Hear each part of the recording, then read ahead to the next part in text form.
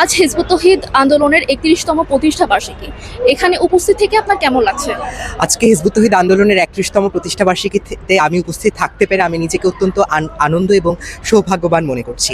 Hizb ut তৌহিদ এমন একটি আন্দোলন, যে আন্দোলনের লক্ষ্য হচ্ছে দুনিয়াব্যাপী চলমান সকল অন্যায়, অবিচার, যুদ্ধ, রক্তপাতকে বন্ধ করে আল্লাহর দেওয়া সত্য দিন জীবন ব্যবস্থা কায়েমের মাধ্যমে মানবজাতিকে এক অনাবিল শান্তিপূর্ণ পৃথিবী উপহার দেওয়া।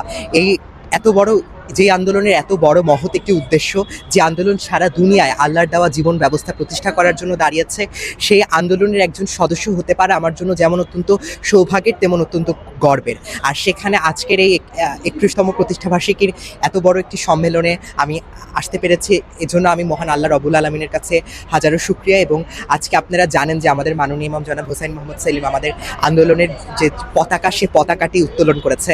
এই পতাকাটির উত্তোলনের সময়টি আসলে আমাদের জন্য যতটা না গর্বের ছিল, ততটা আসলে অনেকটা আনন্দের এবং অনেকটা আবেগের জায়গা থেকে ছিল। আপনারা ভিডিওতে দেখেছেন যে আমাদের মাননীয় ইমাম যখন পতাকাটি উত্তোলিত হচ্ছিল, তখন উনি আবেগে আপ্লুত হয়ে গিয়েছিলেন।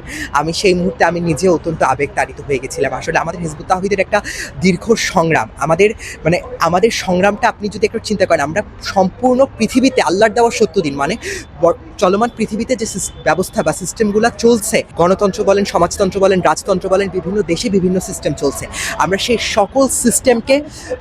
সকল সিস্টেমকে পরিবর্তন করে আল্লাহর দেওয়া শাশ্বত জীবন বিধান, যেটা প্রতিষ্ঠা হলে সেই 1500 বছর আগে রাসূলুল্লাহ যেমন শান্তি সুবিচারপূর্ণ একটা ন্যায়ভিত্তিক সমাজরাষ্ট্র উপহার দিয়েছিলেন, সেই ন্যায়ভিত্তিক সমাজরাষ্ট্র সভ্যতা প্রতিষ্ঠা পাবে।